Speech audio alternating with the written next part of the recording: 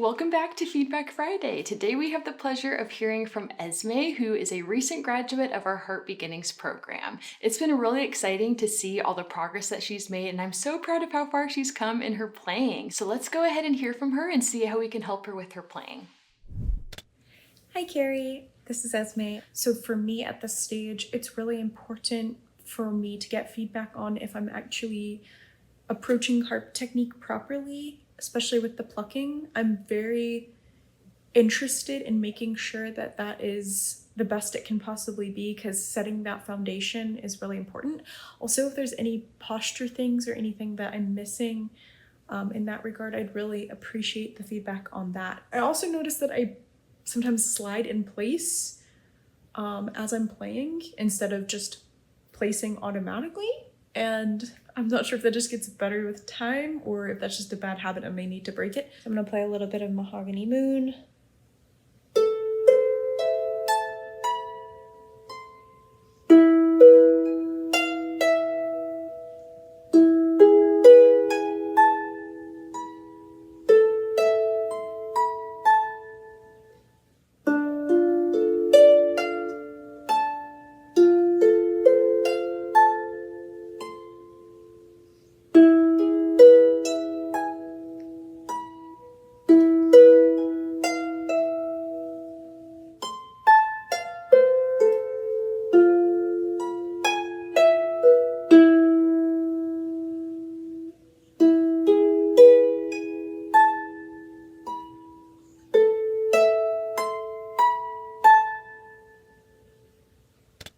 Esme, first of all, fantastic work. It seems like you're sitting at a great height behind your harp, which is really going to set you up well. And your hand position also looks amazing. It's very relaxed, which really sets a foundation for a very fluid style of playing, which is great. I also love how aware you are of what you want to work on. That mindset is really important to help you keep on improving. And I can tell that you've just put a lot of thought and practice into your playing, and it's clearly paying off. So one small adjustment I wanted to mention has to do with how you're sitting behind your harp. So like I mentioned, it seems like you're sitting at the right height.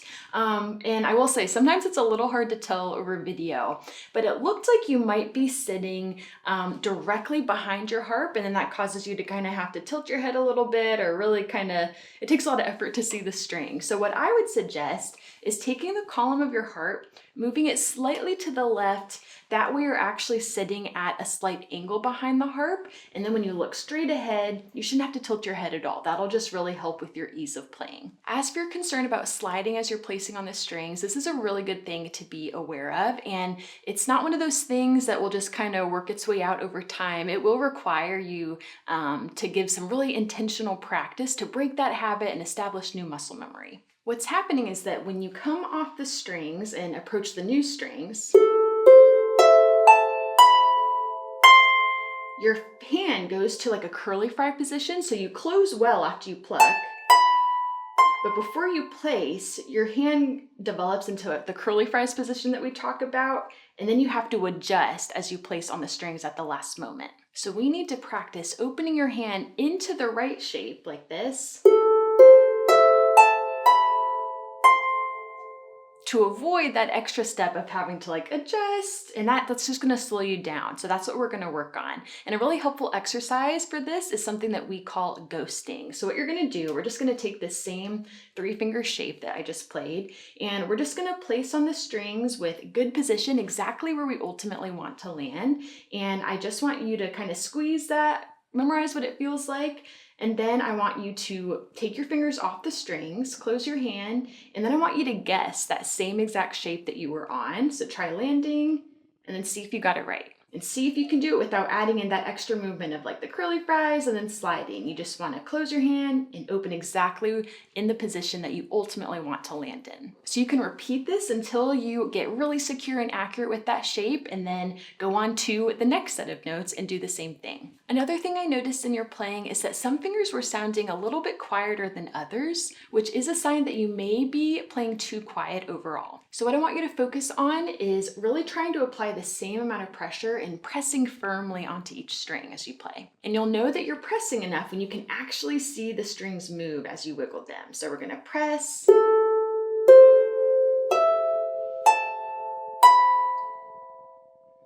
And we saw each of those strings move a little bit. This is going to help you develop more of an even tone and really add more volume to your playing. To help with this, let me show you a really simple exercise to help you focus on getting a really even sound out of the strings. And I'm going to go ahead and put my G levers down since we were just playing with G sharps. Otherwise, that would sound kind of funny. So go ahead and try this with me. You're going to place 3, 2, 1 in the left hand on middle C, E, and G. And then your right hand is going to place on the same notes, but an octave higher. So 3, 2, 1 on C, E, and G. And what we're going to do, this is not anything fancy. We're just keeping it simple so we can focus on getting an even tone. We're just going to play each finger one by one, starting in the left hand, really focus on squeezing those strings and applying the same amount of pressure. It'll take some practice, but give it a try.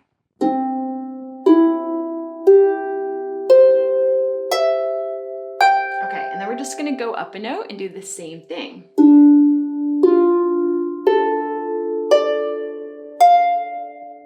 So we're really trying to apply the same pressure to each finger, and it might take some experimentation. You might try playing more on like the squishy part of your fingers instead of the tip. That's something you can try, but we're just going to keep going up and up basically until you run out of strings on your harp.